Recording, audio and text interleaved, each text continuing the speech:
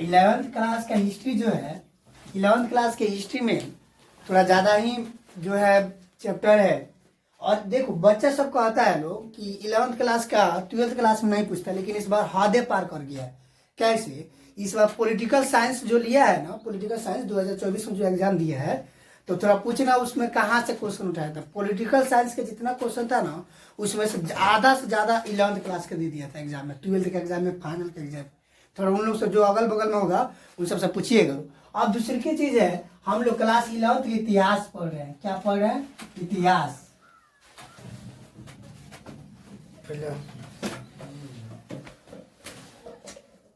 का चैप्टर 1 पढ़ेंगे, विश्व इतिहास की परिचय। विश्व इतिहास की परिचय हम लोग चैप्टर 1 पढ़ेंगे, विश्व इतिहास की परिचय। देखो इतिहास जो है ना, इसकी खोजकर्ता किसको माना जाता है? इतिहास की खोजकर्ता किसको माना जाता है? हेरोडोटस को माना जाता है। किसको माना जाता है?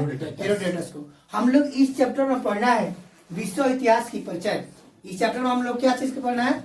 विश्व इतिहास की परिचय। ध्यान से देखिए, इसमें विश्व माने क्या होता है? दुनिया। इसमें दुनिया के इतिहास के बारे में पढ़ना है और बताना है कि कहाँ किस सभ्यता का विकास हो। देखिए इतिहास में क्या होता है, पहले के जितना घटना होता है ना, उस सब के बारे में पढ़ना रहता है। जो लिखित रूप में हो, पहले से जितनी घटना हो उस सब के बारे में पढ़ना रहता है। अब कहने का मतलब ये है कि इतिहास में कहाँ किसकी खोज हुई, कैसे किसकी खोज हुई, ये कहाँ से आए, वो कहाँ से आए, इसके बारे में पढ़ना है। यहाँ पे हम लोग को पढ़ना है पृथ्वी की उत्पत्ति के पश्चात पृथ्वी व मानवीय अस्तित्व के उद्भव के साथ ही विश्व इतिहास का आरंभ हुआ। क्या हुआ? आरंभ, इतिहास में आरंभ हुआ। ठीक है, मतलब शुरुआत हुआ। आप लोग को उसको देखो, अब इसमें क्या है कि विश्व इतिहास का आरंभ होने के बाद तो क्या होता है कि एडवर्ड लुईस महोदय ने 1934 में, एडवर्ड पूछता है ऑब्जेक्टिव में, एडवर्ड लुईस महोदय ने 1934 में भारत की विश्वलिक पहाड़ी से किस जीवाश्म का खोज किया था? तो रामापिथिक्स। किस जीवाश्म का खोज किया था? रामापिथिक्स। याद रखना, एडवर्ड लुईस ने किस जीवाश्म का खोज किया था? रामापिथिक्स। कब किया था? तो 1934 में। कब किया था? 1934 में। इसके बारे में आगे चल के हमको पढ़ना रहेगा, नेक्स्ट वीडियो में बताएंगे। लार्ते महोदय ने दक्षिण फ्रांस से, कहाँ से? दक्षिण फ्रांस से। आइए याद रखना, विश्वलिक पहाड़ी से। रामापिथिक का खोज किस पहाड़ी से हुआ था? विश्वलिक पहाड़ी से। यानी किस स्थान से हुआ था? तो विश्वलिक पहाड़ी से। और क्या बात, लार्ते महोदय ने दक्षिण फ्रांस से 1856 ईस्वी में, कौन ईस्वी में? 1856 ईस्वी में ड्रायोपिथिक्स के जीवाश्म को खोजे। कौन पृथ्वी को खोजे? ड्रायोपिथिक्स जीवाश्म को खोजे। याद रखना, लार्ते महोदय ने ड्रायोपिथिक्स को खोजे और एडवर्ड लुईस ने रामापिथिक्स को खोजे। कहाँ से खोजे? तो विश्वलिक पहाड़ी से खोजे। कहाँ से खोजे? विश्वलिक पहाड़ी से। कब खोजे? तो 1934 में। और डायापिटिक्स, देखो डायापिटिक्स को आरोग उटान, गोरिल्ला एवं चिंपांजी का पूर्वज माना जाता है। जो डायबिटिक्स जितने भी जीव में आए थे, डायबिटिक्स, जैसे आप लोग सुने होंगे कि पहले आदि मानव हुआ करते थे, ये सब हुआ करते थे। अभी भी कहीं कहीं जाइएगा ना तो आदि मानव का ही होता है। अभी भी कहीं कहीं, हेलो नागालैंड में चल जाए, कोनो ऐसा जगह चलिए जंगली इलाका में, अभी भी लोग आधा से ज़्यादा लोग का माइंड विकसित नहीं होता। पैसा क्या होता है ये लोग नहीं जानता रहता है, समझे? तो लोग ऐसे ही नंगे अभी भी रहता है सब, अभी भी लोग नंगे ही रहता है सब। तो उसी प्रकार इन्होंने खोजा था। तो वह याद रखिएगा कि लार्ते महोदय ने दक्षिण फ्रांस से 1856 ईस्वी में डायबिटिक्स के जीवाश्म को खोजने, और कब डायबिटिक्स आरोग, उराग और उटान पूछता है डायबिटिक्स किसके पूर्वज थे? तो डायबिटिक्स, उराग, उटान, गोरिल्ला और चिंपांजी का क्या थे? पूर्वज थे। उनके आगे के क्या थे? पूर्वज थे। कौन? डायबिटिक्स। कौन थे? डायबिटिक्स। अब कर पाषाणकालीन में सर्वप्रथम इसी ने आग का खोज किया। देखो जितने खोज किया था यही लोग जो है आग का खोज किया था, जिसे कहा जाता है डिस्कवरी ऑफ फायर। आदि मानव खोज किए थे ना, तो उस आदि मानव किस ग्रुप के थे? तो पूरा पाषाणकालीन थे। ठीक है, और उसके बाद मानव के उद्भव के पश्चात विश्व इतिहास में विभिन्न इतिहास के उद्भव के बाद सभ्यता, इन सब के बारे में विस्तार से पढ़ना है हम लोग अगला चैप्टर में, समझे। इन सब के बारे में विस्तार से पढ़ना कि लोग कहाँ से आए, कैसे इन लोग थे, कौन क्या क्या करते थे, कहाँ से आदि मानव के लिए पूरा चैप्टर पढ़ जाना। आदि मानव कैसे बना, आदि मानव से मानव कैसे बना, नेक्स्ट चैप्टर में आदि मानव से मानव कैसे बना हम लोग को पढ़ना है, समझे। तो बस उसी के बारे में बताया जा रहा है। ये सब यहाँ पे स्टार्टिंग किया जा रहा है। अगला चैप्टर जो है नेक्स्ट चैप्टर है, और नेक्स्ट भी चैप्टर जो तीसरा चैप्टर है उसमें बताया जाएगा कि पहले आदि मानव क्या करता था, कहाँ जाया गया, कैसे किया, ये सब बताया गया, ठीक है। उसके बाद देखो मानव के उद्भव के पश्चात विश्व इतिहास में विभिन्न इतिहास के उद्भव के बाद सभ्यताओं का उद्भव हुआ। यानी कहने का मतलब मानव के उद्भव के पश्चात विश्व इतिहास में विभिन्न इतिहास के उद्भव के बाद सभ्यताओं का क्या हुआ, उद्भव हुआ। उद्भव मैंने उत्पत्ति हुई, हुआ तो कौन कौन सा सभ्यता उत्पत्ति हुआ। एक में दाजला एवं फरात नदियों के सामने कौन सी सभ्यता हुई, दाजला और फरात नदियों के सामने, दाजला और कौन सी सभ्यता विकसित हुई, मेसोपोटामिया की सभ्यता। इसे याद रहेगा कि दाजला और फरात नदी के किनारे नदी है। दाजला और फरात क्या है बाबू, नदी है। दाजला और फरात जो है नदी है, जिसके सामने यानी दाजला और फरात नदी के सामने कौन सी सभ्यता विकसित हुई थी, तो मेसोपोटामिया उसकी सभ्यता विकसित हुई थी। इसके बारे में पढ़ना आगे, मेसोपोटामिया की सभ्यता विकसित हुई। नील नदी की घाटी के, नील नदी जो नदी है, देखो अब क्या होता है, मान लो कि नदी है, अब कोई भी इंसान है घर बनाने जाएगा, कहीं बनाने जाए, तब थोड़ी ना बीच में बनाएगा, एक तरह से कहीं से बनाएगा। मान लो स्टार्टिंग हम कुछ करना चाहते हैं, इतना जमीन है, और जो जमीन पर घर बनाने आए चाहे रहने आए, चाहे आपने एक सभ्यता बनाया। सभ्यता क्या होता है कि वहाँ का रीति रिवाज, ठीक है, वहाँ के सांस्कृतिक माहौल, सामाजिक माहौल को सभ्यता कहते हैं, समझे। सभ्यता कोई आपसे पूछे क्या बोलेगा कि वहाँ का रीति रिवाज, हर जगह का वेशभूषा रीति रिवाज होता है कि नहीं, सांस्कृतिक स्वभाव होता है कि नहीं, सामाजिक होता है कि नहीं, उसी प्रकार तो वहाँ पे, तो मान लो कि यहाँ पे हर कोई पहले स्टार्टिंग किया था सभ्यता, हर सभ्यता देखिए, हड़प्पा सभ्यता, चाहे कोई भी सभ्यता देखिएगा तो नदी के किनारे से ही स्टार्ट होता है। क्यों, क्योंकि एक पहाड़ रखा जाता है। क्या रखा जाता है, पहाड़। अब देखो भोजपुरी में कहल बा कि जब ऊख बोए ले लो, तो ऊख बोए खातिर पाए बनाओ कि ना, कोड़ के पाए बनाओ, चाहे आलू रोपे खातिर पाए बनाओ। पहले तो आलू रोप दिलो, लेकिन उनमें जब निकले लागेला तो पाए बना दिलो, वही प्रकार। उसी प्रकार सेम अब मान लो कि यहाँ की नदी है, ये जो नदी है इसी के सामने से पाए पकड़ा सब, इसीलिए तो कोई पूछेगा दाजला और फरात नदी के सामने कौन सी सभ्यता, उसके माने उसके तट पर कौन सी सभ्यता विकसित हुई, तो मेसोपोटामिया की सभ्यता विकसित हुई। किसकी सभ्यता विकसित हुई, मेसोपोटामिया। दूसरी की नील नदी, याद रखे विश्व का सबसे बड़ी नदी कौन है, नील नदी है। तो नील नदी, जो नील नदी है सभ्यता विकसित हुई मिस्र की सभ्यता।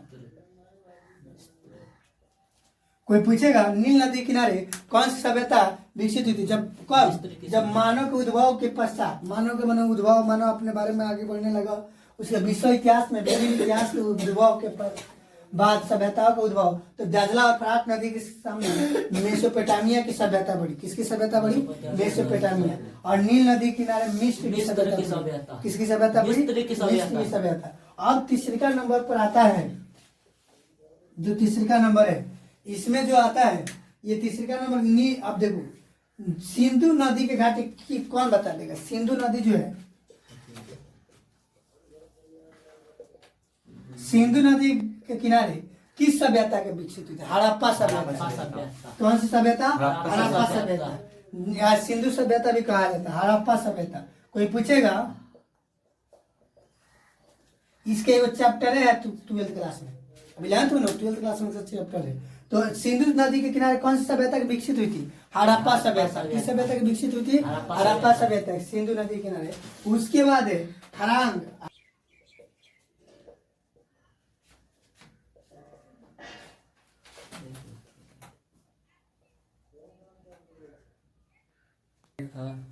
देखो हरांग हो या यांग टी सिकियांग नदी किनारे किसकी सभ्यता विकसित हुई थी, तो चीनी सभ्यता विकसित हुई थी। किसकी सभ्यता विकसित हुई, चीनी सभ्यता।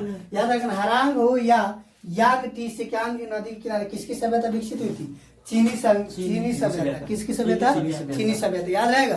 तो कोई पूछेगा कि मानव के उद्भव के बाद पश्चात विश्व इतिहास की विभिन्न इतिहास के उद्भव के बाद विश्व सभ्यता होगा उद्भव हुआ। तो दजला और फरात नदी किनारे किसका मेसोपोटामिया की सभ्यता, और नील नदी किनारे मिस्र की सभ्यता, सिंधु नदी किनारे हड़प्पा सभ्यता, उसके बाद हारांग हो या यांग टीसीगंग नदी किनारे चीनी सभ्यता। किसकी सभ्यता? चीनी सभ्यता। ठीक है, हम लोग अब पढ़ेंगे। अब देखिए रोमन साम्राज्य जैसा है ना, रोमन साम्राज्य की तरह ईरानी साम्राज्य भी 3 महाद्वीपों में बटा हुआ। 3 महाद्वीपों में बटा हुआ। जो 3 महाद्वीप ये है, एक है एशिया है, एशिया, अफ्रीका, यूरोप। अगर कोई पूछता है कि रोमन साम्राज्य, आप लोग देखिए रोमन साम्राज्य जो था, रोमन साम्राज्य की तरह ही ईरानी साम्राज्य भी 3 महाद्वीपों में बटा हुआ, एक एशिया, अफ्रीका, यूरोप। उसके बाद साम्राज्य का अब क्वेश्चन ये है कि ईरानी साम्राज्य का संस्थापक कौन है? ईरानी साम्राज्य का संस्थापक कौन है? हकामनी साइरस। हकामनी साइरस कब किया था? हकामनी साइरस। कोई पूछेगा कि ईरानी साम्राज्य का संस्थापक कौन है, तो हकामनी साइरस कब किया था? कब किया था? 550 से 529 ईसा पूर्व तक इन्होंने यहाँ पर शासन किया था। इस रोमन साम्राज्य को ईरानी साम्राज्य का संस्थापक जो है हकामनी साइरस, यहाँ पे इसी साम्राज्य का स्थापना किए थे, संस्थापक है। और ये इन्होंने 550 में और 529 तक यहाँ राज्य किया था। उसके बाद क्वेश्चन पूछता है प्रथम ने दैरियस प्रथम ने इसके बाद ईरानी साम्राज्य का संस्थापक थे। दैरियस प्रथम ने ईरानी साम्राज्य का शासक बने। ईरानी साम्राज्य सब बीएम क्वेश्चन है। मैं ईरानी साम्राज्य के शासक बने। कब से कब बने थे?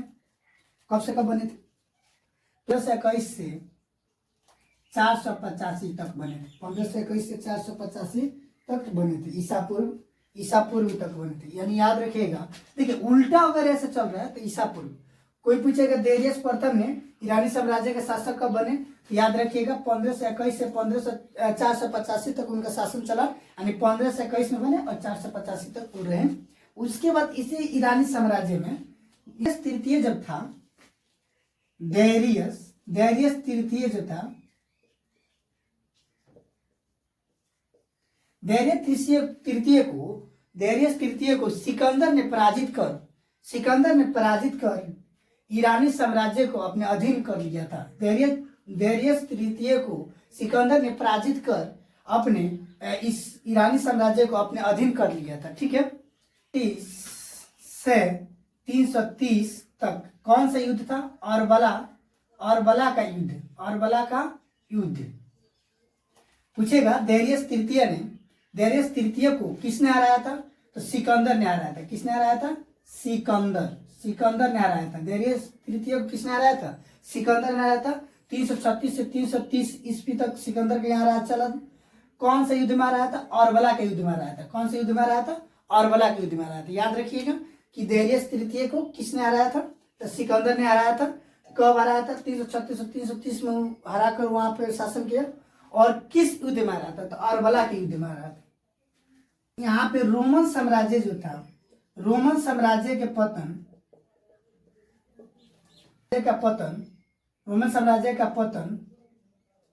5वीं सदी से 9वीं सदी के बीच में हुई थी। अब कोई पूछेगा रोमन साम्राज्य का जो था पतन माने उसका अंत कब हुआ था? तो किस सदी में हुई थी? तो 5वीं सदी से 9वीं सदी के बीच में हुई थी। इसे अंधकार युग माना गया। इसे कौन युग माना गया?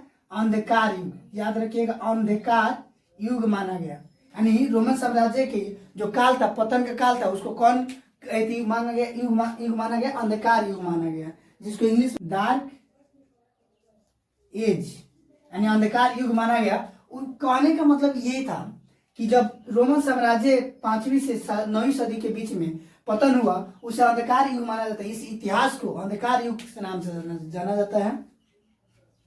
9वीं सदी से 14वीं सदी तक, 9वीं सदी से 14वीं सदी तक मध्य इतिहास का युग माना जाता है। मध्य इतिहास का युग माना जाता है, यानी मिडिल हिस्ट्री एज। ठीक है, यानी कहा जाएगा कि कौन सी सदी के बीच में मध्य युग माना जाता है, तो 9वीं सदी से 14वीं सदी के तक मध्य इतिहास का युग माना जाता है। ठीक है, याद रहेगा इतना। इंग्लिश में द अर्ली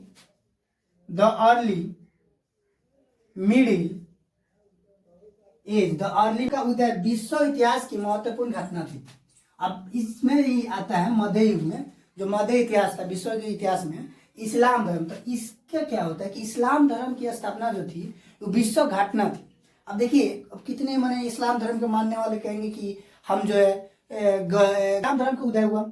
ठीक है, इस्लाम धर्म का उदय विश्व इतिहास की एक महत्वपूर्ण घटना सिद्ध हुई। ठीक है, इस्लाम धर्म याद रखिएगा, इस्लाम धर्म का उदय विश्व इतिहास का एक महत्वपूर्ण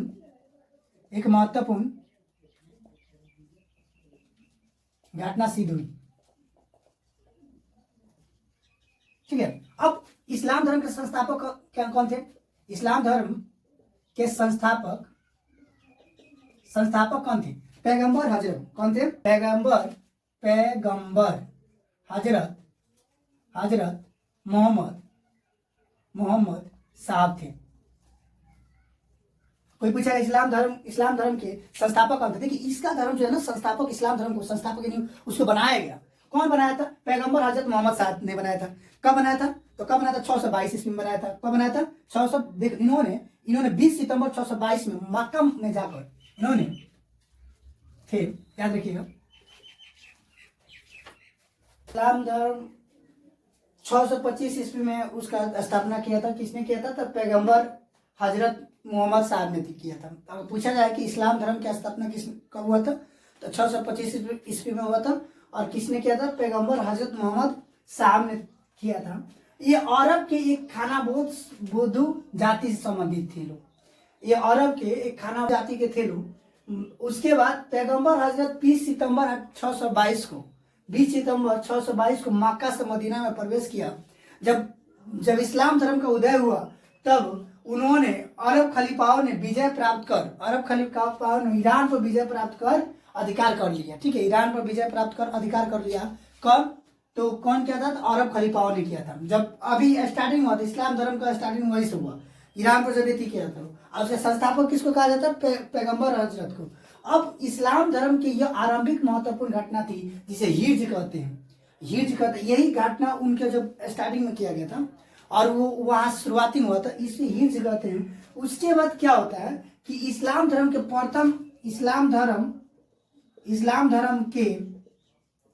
प्रथम खलीफा किसे कहा जाता है? इस्लाम धर्म के प्रथम खलीफा किसे कहा जाता है? अबू बकर, यानी मोहम्मद साहब, यानी पैगंबर के बाद इस्लाम धर्म का प्रथम खलीफा सौसुर अबू बकर को कहा जाता है। कब से कब बने थे? कब से कब थे ये? 642 तक थे।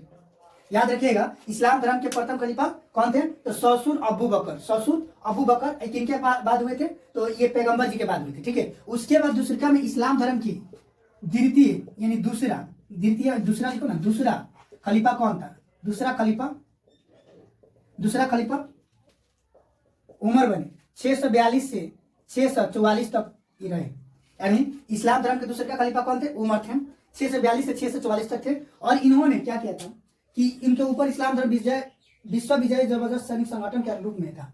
ठीक है, उस्मान एवं अली, ये उस्मान था। उस्मान कब से? अब इसके आगे चलिए खलीफा में देखा जाए, तो खलीफा में इसके आगे उस्मान कब से कब था? 6 से 52 तक था। देख लो सब्जी। उसके बाद देखिए, जात पात मायने नहीं रखता, आराम से धर्म के बारे में बताया जाता है कि उन लोग का पैगंबर जी ने इस्लाम धर्म को पैदा किया था। ठीक है, और आप लोग लगता है कि हिंदू धर्म के बारे में नहीं पढ़ाते। हिंदू धर्म का पैदा कौन किया? कोई नहीं किया। हिंदू धर्म, सनातन धर्म जो था पहले ही से स्थित है, पहले ही से बहुत स्थित है, उसका कोई और छोर नहीं है। ठीक है, तो खलीफा उस्मान यानी 644 से 652 तक थे। और उमर जो था 642 से 644 तक थे। और ससुर अबू बकर जो 632 से 644 तक थे। उसके बाद इस्लाम धर्म के खलीफा जो थे अली थे, जो अली खलीफा, ये कब से रहे थे? 652 से 661 तक थे। इन लोग के बाद उमैया वंश आया। इन लोग के बाद कौन वंश आया? उमैया वंश। याद रखिएगा, उमैया वंश इन लोग के बाद आया। उमैया वंश 661 से उसके आगे तक रहा, ज्यादातर इसमें नहीं रहना है। 749 तक इसका वंश था। इसमें 749 तक इसका वंश टाइम हुआ। उसके बाद इसी सबसे निकलना शुरू किया लो, बाबर अकबर ये सब जितना था लो निकलना शुरू किया लो। खैर उससे मायने नहीं रखता। चलिए अब इसमें कहा गया ईसाई धर्म के बारे में। इस्लाम धर्म था, अब ईसाई धर्म के बारे में चलेंगे। ये सब जो है ना विश्व के इतिहास में ये सब आता है। ईसाई धर्म, इस्लाम धर्म, रोमन साम्राज्य, ये सब जितने भी साम्राज्य आते हैं। उसके बाद कहने का मतलब क्या आता है कि विश्व इतिहास पूरी दुनिया के बारे में पढ़ना है। गोल मटोल पढ़ना है, पूरी दुनिया के बारे में पढ़ना है। ठीक है, अब ससुरा हमें कोई दिमाग लगाने की जरूरत नहीं है। ठीक है, तो अब हम इस्लाम धर्म में हो गया। इस्लाम धर्म का संस्थापक कौन है? तो पैगंबर हजरत थे। उसके बाद कब किया था? 625 में किया था। उसके बाद प्रथम खलीफा, इस्लाम धर्म का प्रथम खलीफा किसको बनाया गया? ससुर अबू बकर को। कब से कब थे? तो 632 से में। यूरोप में यदि उस समय ईसाई धर्म का प्रसार हो रहा था तो तुर्क इस्लाम धर्म के प्रसार हेतु कुतिबद्ध थे। जो यूरोप में ईसाई धर्म का प्रसार हो रहा था, प्रसार हो रहा था, तो उस समय कौन कुतिबद्ध था? तो तुर्क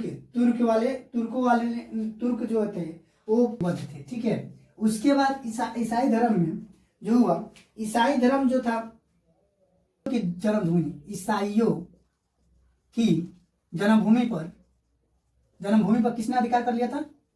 किसने अधिकार कर लिया था? तुर्कियों ने अधिकार कर लिया। जन्मभूमि या धर्म भूमि, तो ईसाइयों की जन्मभूमि। ससुरा एक यही दिक्कत हो जाता है, जन्मभूमि क्या है, धर्मभूमि क्या है, ये सबको पता ही नहीं रहता है। अब कान्हा का जन्मभूमि कह देता है, कान्हा का धर्मभूमि कह देता है, कोनो पता नहीं चलता। अब अपनी में देखो, अपनी क्या है, अपनी में है जो हिंदू में, ये हमारा जन्मभूमि है, ये हमारा ये धर्मभूमि है। अब एक ना जन्मभूमि पता चलता है, ना धर्मभूमि पता, नहीं कि कहाँ से पैदा होगा। अब इसी में है कि ईसाइयों की जन्मभूमि या धर्मभूमि। ईसाइयों की जन्मभूमि या धर्मभूमि कौन था? यरूशलेम। याद रखिएगा कि ईसाइयों की जन्मभूमि या धर्मभूमि कौन था, क्या था? तो यरूशलेम था। और यरूशलेम जो था, इस पर किसने अधिकार कर लिया? तुर्कों ने अधिकार कर लिया। किसने अधिकार कर लिया? अधिकार किसका था? तुर्कों ने अधिकार कर लिया। तुर्कों ने अधिकार कर लिया, याद रखिएगा।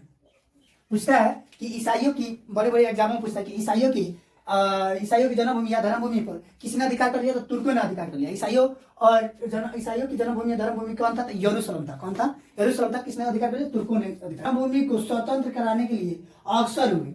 जब देखा कि अधिकार कर लिया, तुर्कों ने अधिकार कर लिया इस पर, तो ईसाई लोग जो अपना जो होता है, ईसाई लोग अपना जो है ना, मैंने अपना अब यरूशलेम को मैंने आजाद कराने के लिए इन लोग अग्रसर हुए। अग्रसर मैंने आगे बढ़े कि हमको ना अपने मैंने यरूशलेम को क्या करना है कि आजाद करा लेना, स्वतंत्र करा लेना, तुर्कों से छुड़वा लेना है, ये सब करने लगे।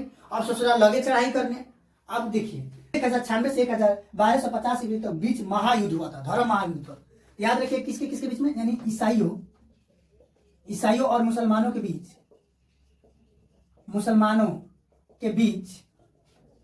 महायुद्ध हुआ।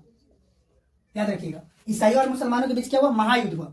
जब ईसाई धर्म के लोग अपना जन्मभूमि को छुड़ाना चाहते थे, तो यरूशलेम पर किसका अधिकार कर? तुर्कों ने अधिकार किया। तो उसमें वो अब आगे बढ़े वहां के लोग कि हमको ना छुड़ा लेना, कैसे भी मारपीट कर लेना, ये वो 10 के बाद कर लेना। अब वो बिहारी है, हम लोग बिहारी जैसे थोड़ी है कि जहाँ आप देखो, अब क्या पंजाब में जाओ ना, देखो बिहारी ना भारत का सबसे बेस्ट रहता है। क्योंकि मारपीट होता है तो ससुराल नहीं कि हमें तलवार लेके जाएंगे, कट्टा लेके जाएंगे, डायरेक्ट बेल खोलो, बेल से मार करो, पत्थर उठाओ, पत्थर से मार करो, ईटा से मार करो, जौन हाथ में बैठा जाए तो उन्हें से मार करो। तो वही लोग था, तो अपना पूरा तैयारी किया, ससुराल इतना बड़का युद्ध किया, सब तले युद्ध करते गया। ये नहीं कि छपे युद्ध करे, तले युद्ध करते गए। तो ईसाइयों और मुसलमानों के बीच महायुद्ध हुआ कि नहीं? अब उसको छुड़ाने के लिए कब हुआ महायुद्ध, याद रखना कब हुआ। तो यानी युद्ध का समय 1096 से 1250 तक युद्ध का समय हुआ। किसका? तो ईसाइयों और मुसलमानों के बीच महायुद्ध हुआ। तो 1096 से 1250 तक इन लोग के बीच युद्ध हुआ। ठीक है, कितने वर्ष युद्ध हुआ? इसके बीच, इस डेट के बीच में 8 महायुद्ध हुआ, 8 धर्म युद्ध हुआ, 8 धर्म युद्ध हुआ इन लोग के बाद। मैंने 8 बार युद्ध किया था इतना साल के बीच में। और इस धर्म युद्ध का क्या नाम दिया गया? कुरसेद नाम दिया गया। क्या नाम दिया गया?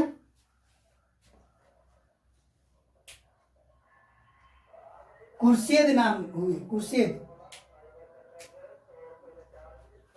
अब इसको कुरसेद नाम दिया। अब ससुरा बताओ, तुम इतना साल युद्ध किया, सब 8 गो धर्म युद्ध इसमें कर लिया सब, इसमें लोग हाथ मर गए सब जाने तेने लाश छिटैल रहे।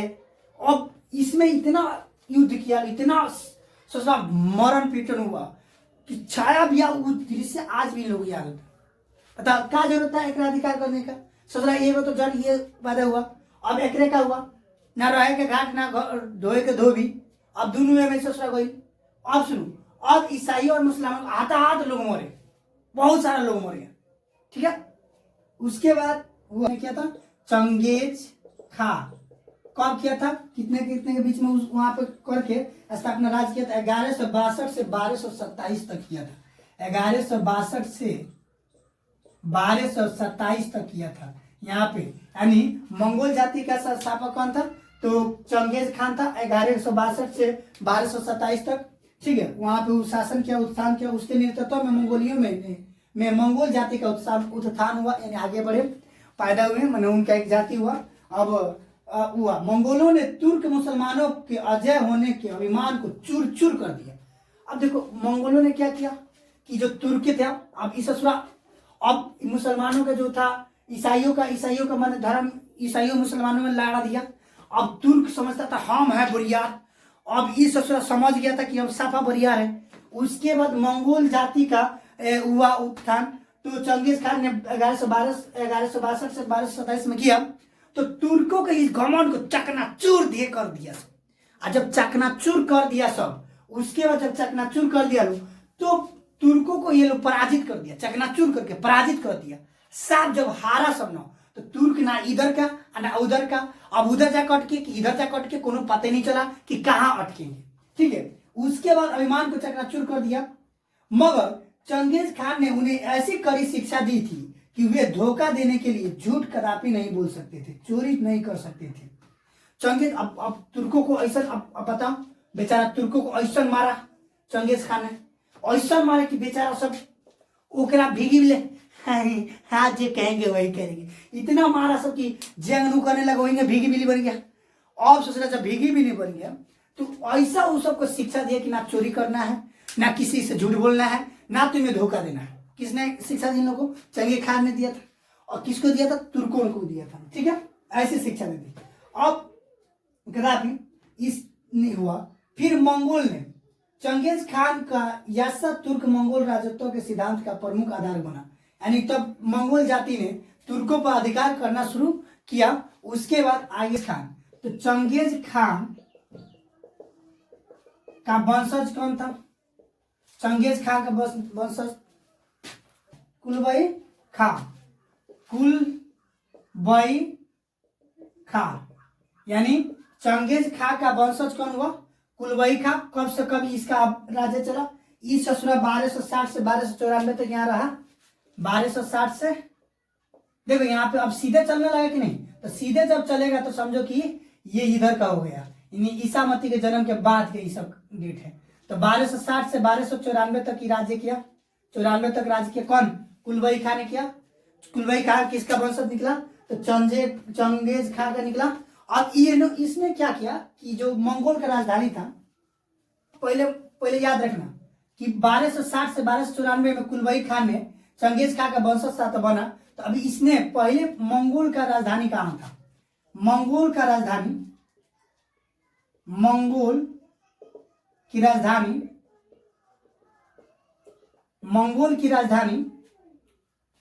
था पहले, मंगोल की राजधानी काराकोरम। किसके समय था, आज तो चंगेज खान थे। और ससुराई जो हुआ कौन, मंगोल की राजधानी काराकोरम था, किसके समय में, चंगेज खान के। अब कुलबई खान ने सोचा अरे यार अब एक हमरा हटा देना है। अब ओकरा बोला कि हम बने राजा तो हम नया दिमाग लगाएंगे। अब ससुराई क्या किया, काराकोरम से हटा कर राजधानी ये चीन में लेके गया। कहाँ लेके गया, चीन में लेके गया। कौन लेके गया, कुलबई खान ने चीन में नई राजधानी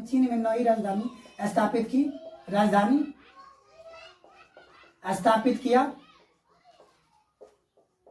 जिसका नाम क्या था, कहाँ किस नगर में किया, पेकिंग नगर में। याद रखना कि मंगोल की राजधानी चंगेज खान के समय कहाँ था, तो काराकोरम में था। अब जो उसका वंशज बना कुलबई खान ने बना, 1260 से 1294 तक उसका मैंने शासन चला। तो वो क्या किया, काराकोरम से हटाकर चीन में नई राजधानी स्थापित किया, पिंकिंग नगर में। किसमें किया था? पिंकिंग नगर में किया था। याद रखना कि किस नगर में किया था? पिंकिंग नगर में किया था। यहाँ पे अब इस तब इसका चलने लगा, बंदूक का ज्ञान मिला। मंगोलों ने क्या क्या कि आगे चल के बंदूकों का ज्ञान अपनाने लगे। मंगोलों ने बंदूकों का ज्ञान अपनाने लगे। तो अब कोई पूछेगा कि ईसाई धर्म के जन्मभूमि पर किसने ये किया था? तो यरूशलेम ने किया था। तुर्कों ने अधिकार कर लिया, तो फिर ईसाई और मुसलमानों के बीच में बहुत सारा युद्ध हुआ। अब पूछेगा मंगोल जाति का कब खानाबदोश को एक नई दिशा दी? 13वीं से 14वीं सदी में, यानी 1096 से 1250 तक तो 8 महाधर्म युद्ध हुआ इन लोगों के बीच में। ठीक है, तो फिर अब पूछेगा मंगोल जाति का स्थापना किसने किया था? चंगेज खान ने किया था। ठीक है, उसके बाद चंगेज खान वंशज आया, तो वहां से काराकोरम सटा के अब चलेंगे हम इसमें। अब पढ़ेंगे विश्व के इतिहास में प्रथम मंगल। याद रखना, विश्व के इतिहास में चलते हैं। विश्व की इतिहास में, सब विश्व की इतिहास है बाबू। अब सुनिए, अब यहाँ पे जो था